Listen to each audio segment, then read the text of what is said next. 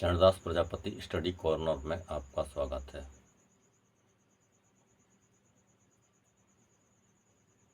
अब तक आपने संविधान का इतिहास, भारत के संविधान का इतिहास श्रृंखला में कुछ वीडियोज देखे और अभी यह क्रम जारी है। इससे पूर्व के जो वीडियोज थे उनमें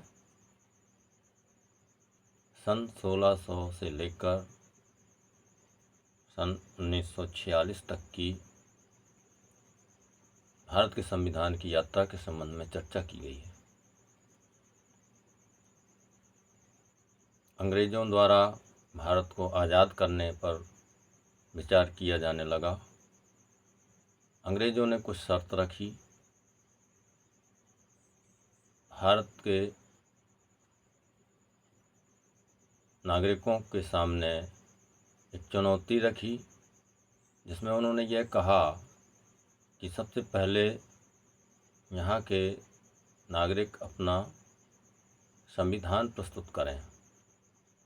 यदि हमें महसूस होगा कि भारत के नागरिक अपने देश की शासन व्यवस्था को अच्छी तरह से चला सकते हैं तो हम देश को आज़ाद कर देंगे। और उन्होंने संविधान सभा गठित करने और संविधान बनाने की प्रक्रिया के फलस्वरूप संविधान सभा की बैठकें आयोजित करने की व्यवस्था दी। सर्वप्रथम भारत के संविधान के लक्ष्य संबंधी प्रस्ताव आया। दिनांक 13 दिसंबर 1946 को भारतीय संविधान सभा की बैठक हुई। इस बैठक की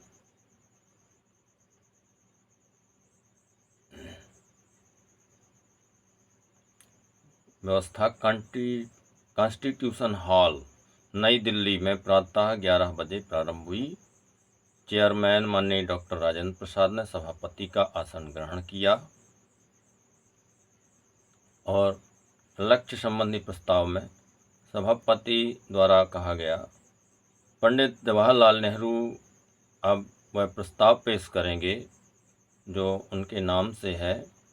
और माननीय पंडित जवाहरलाल नेहरू द्वारा ये जो यूपी जनरल से थे एक लक्ष्य की घोषणा की और इसमें यह कहा गया कि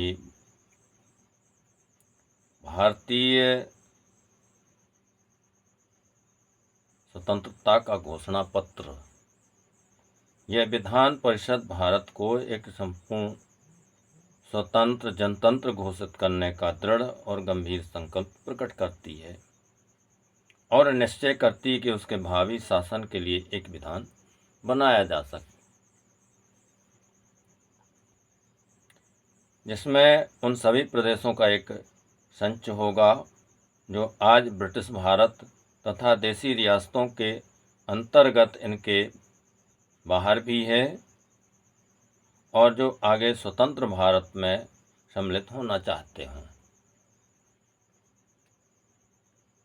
और जिसमें स्वतंत्र भारत तथा उसके अंगभूत प्रदेशों और शासन के सभी अंगों की सारी शक्ति, सत्ता, अधिकार जनता द्वारा प्राप्त होगी।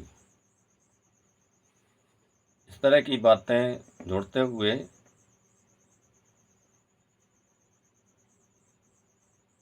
यह प्राचीन देश संसार में अपना योग्य व सम्मानित स्थान प्राप्त करने और संसार की शांति तथा मानव जाति का हित साधन करने में अपनी इच्छा से पूर्ण योग देगा, इस प्रकार का लक्ष्य रखा गया।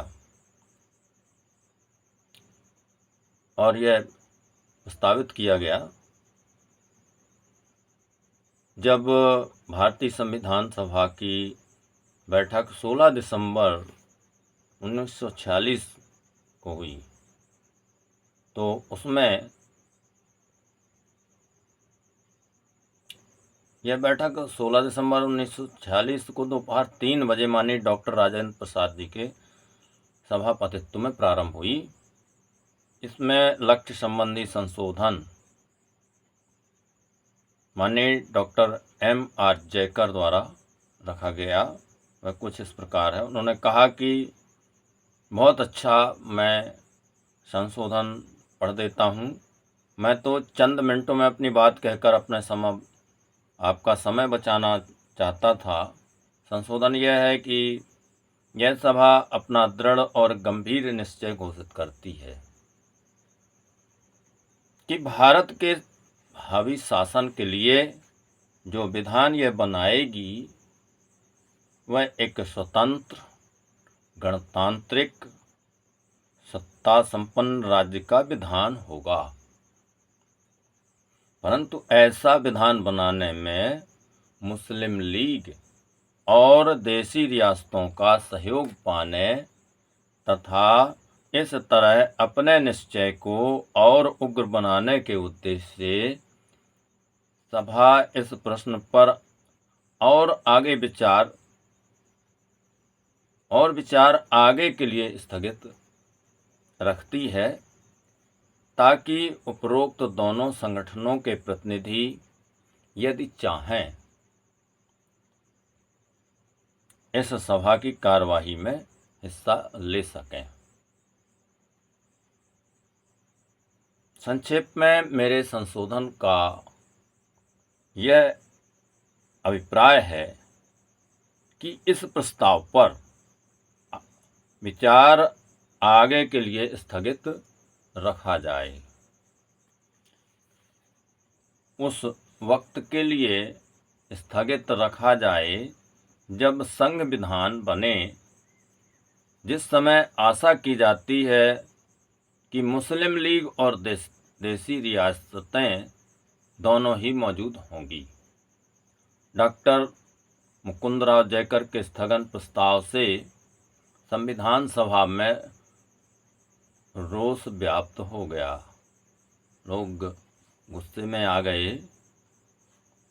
डॉक्टर मुकुंदराव जयकर एक जाने माने विधि विशेषज्ञ थे। मुस्लिम लीग अपने कारणों से अनुपस्थित थी। उसे एक और मौका देना अधिकांश सदस्यों को नागवार गुजरा। ऐसे में संविधान सभा के अध्यक्ष डॉक्टर राजेंद्र प्रसाद ने अचानक डॉक्टर बाबा साहेब अम्बेडकर को स्थगन प्रस्ताव पर बोलने के लिए कहा। कांग्रेस उनकी कट्टर विरोधी थी। हर एक सदस्य को लगा कि डॉक्टर अम्बेडकर जयकर के स्थगन प्रस्ताव का समर्थन कर अपना सम्मान गंवा देंगे। उनके विरोधियों ने उनके बारे में अनेक बातें सुनी थी। डॉक्टर अम्बेडकर को प्रत्यक्ष सुनने का यह उनका पहला अवसर था। सभी सदस्य डॉक्टर अम्बेडकर का धिक्कार करने के लिए आतुर थे, बेचैन थे, किंतु डॉक्टर अम्बेडकर के देशभक्ति से ओतप्रोत विद्वत्तापूर्ण अभिभाषण से वे हक्का बक्का रह गए। धनंजय कीर डॉक्टर बाबा साहेब अम्बेडकर के विख्यात चरित्र लेखक ने कांग्रेसी सदस्यों की प्रतिक्रिया को कुछ इस तरह से व्यक्त किया। धनंजय कीर लिखते हैं, अम्बेडकर का यह भाषण आस्था से इतना भरपूर था कि उसका संविधान समिति पर बहुत अच्छा असर पड़ा। उनके भाषण के समय कांग्रेस सदस्यों ने बीच बीच में उन्हें तालियों का साथ दिया, तालियां बजाईं। डॉक्टर जयकर के भाषण का विषय वही होते हुए भी उस भाषण से सदस्यों के मन में चिढ़ हुई। डॉक्टर अंबेडकर के प्रभावी वक्तृत्व से उनके मन में सहयोग की भावना निर्मित हुई और जो हाथ उन्हें मारने के लिए उठे थे वे ही हाथ अब तालियां बजाकर डॉक्टर अंबेडकर का अभिनंदन करने लगे, स्वागत करने लगे। डॉक्टर अंबेडकर के लोमहर्षक जीवन का वह एक संस्मरणीय यादगार समर प्रसंग और दिन था।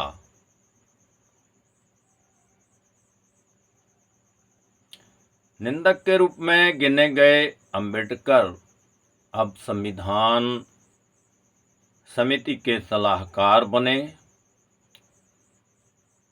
उनका उपहास करने वाले लोग, मजाक करने वाले लोग अब उनके मित्र बन गए थे। उन्होंने कांग्रेस सदस्यों को पूरी तरह से मोहित कर दिया था।